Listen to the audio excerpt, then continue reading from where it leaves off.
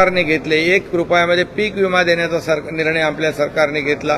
त्याचबरोबर केंद्र सरकारचे मोदी साहेबांचे 6,000 रुपये वर्षाचे शेतकऱ्याला देण्याचा निर्णय जो आहे त्याच्यात 6,000 रुपये आणखी राज्याचे टाकण्याचा निर्णय आपल्या सरकारने घेतला। त्यामुळे शेतकऱ्यांच्या पाठीशी उभं राहणारं सरकार आमचं आहे। शेतकऱ्यांना वाऱ्यावर सोडणारं सरकार आमचं नाही। फक्त तोंडाला पानं पुसणारं सरकार नाही, ते पूर्वीचं सरकार होतं आणि हे शेतकऱ्यांना देखील माहिती आहे। आणि सर्व पालकमंत्र्यांना देखील सूचना दिलेल्या आहेत।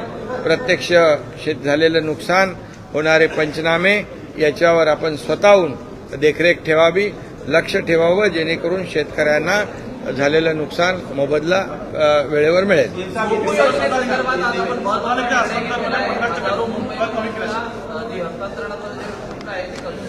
हा गृहनिर्माण विभागाचा आजचा मोठा निर्णय आहे। झोपडपट्टी पुनर्विकास योजना जी आहे त्याच्यामध्ये जे आपलं हस्तांतरण शुल्क आहे त्याच्यामध्ये 50% सवलत दिलेली आहे।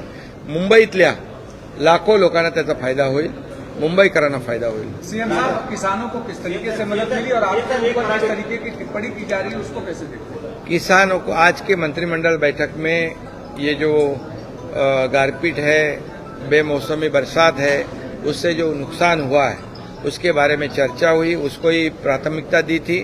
और यहाँ पर आज ऑलरेडी पहले ही पंचनामे करने के आदेश दिए थे, वैसे पंचनामे हो रहे हैं और 2 हेक्टर की जगह पर 3 हेक्टर का नुकसान भरपाई देने का ही निर्णय हुआ है।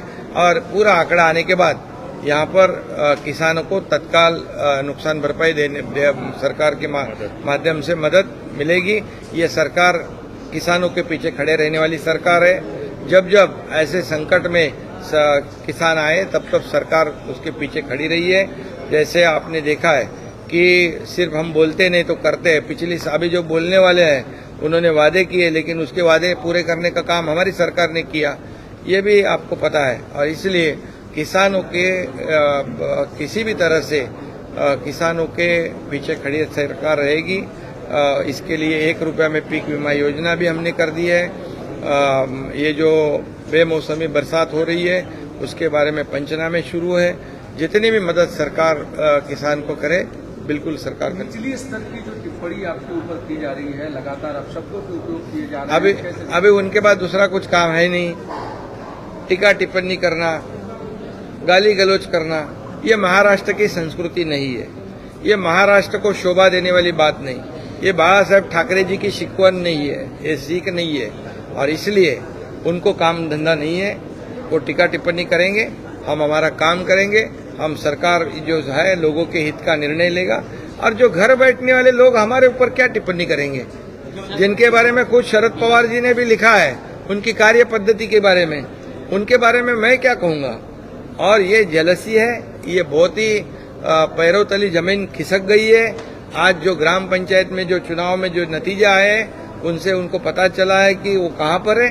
और इसलिए वो कितनी भी टिप्पणी करे निचले स्तर की, ये महाराष्ट्र की जनता बहुत ही समझदार है।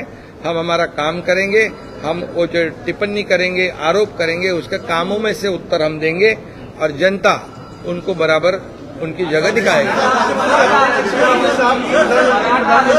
प्रधानमंत्री ने प्रयास किए और टनल से 41 मजदूरों को बाहर निकाला गया, लेकिन कांग्रेस के नेता इस पर आरोप लगा रहे हैं। जब मजदूर फंसे थे तो राहुल गांधी पूछ गए थे कि प्रधानमंत्री किधर है, लेकिन प्रधानमंत्री ने मजदूरों को निकाला। तो अब कांग्रेस कह रही कि इसका एनडीए और बीजेपी से लीड ले रही है। देखिए, ये 41 लोग ये टनल में से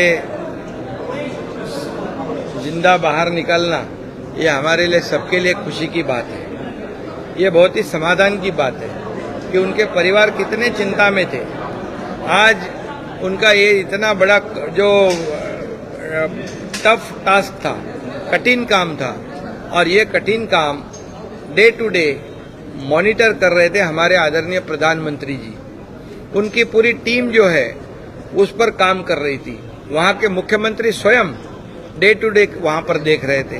हमारे उस विभाग के मंत्री गडकरी साहब, वो भी खुद उसके ऊपर ध्यान दे रहे थे। और इसलिए अभी सौभाग्य से सबके मदद से एक कलेक्टिव सबके एफर्ट से ये बहुत ही सुखरूप बाहर आए और उनकी जिंदगी बच गई है। इसके लिए सबको धन्यवाद देना चाहिए। जिन्होंने सहयोग दिया, जिन्होंने योगदान दिया, उनको सभी लोगों को धन्यवाद देना चाहिए, न कि ये क्रेडिट लेने वाली ये बात नहीं है। इतना ही मैं कहूँगा। मराठा आरक्षणासंदर्भात सध्या संभ्रम आहे, ओबीसी आणि मराठा एक वातावरण भेटलेलं आहे। अशा वेळेला कॅबिनेटमध्ये नेमकं काय झालं आणि येणाऱ्या अधिवेशनात आपण ठराव मांडणार की अध्यादेश मांडणार? वारंवार सरकारची भूमिका मी वारंवार स्पष्ट केलेली आहे। सरकारची मराठा आरक्षण देण्याबाबतची भूमिका स्पष्ट आहे। ओबीसीला धक्का न लावता, ओबीसीचा आरक्षण कमी न करता, अन्य कुठल्याही समाजावर अन्याय न करता मराठा समाजाला टिकणारं, कायद्याच्या चौकटीत बसणारं आरक्षण देण्याची भूमिका सरकारची सुरुवातीपासून राहिलेली आहे। आजही तीच भूमिका आहे।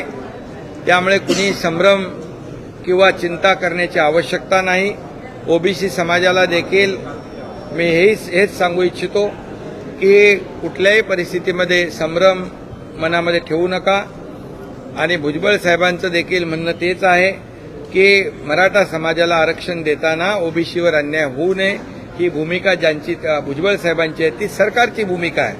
आणि म्हणून तर देवेंद्र फडणवीसजी जेव्हा मुख्यमंत्री होते तेव्हा सरकारने आमच्या आरक्षण दिलं होतं, हायकोर्टाने कन्फर्म केलं, पण दुर्दैवाने सुप्रीम कोर्टामध्ये रद्द झालं। याची जबाबदारी कुणाची आहे, याला जबाबदार कोण आहे, यावर मी आता बोलू इच्छित नाही।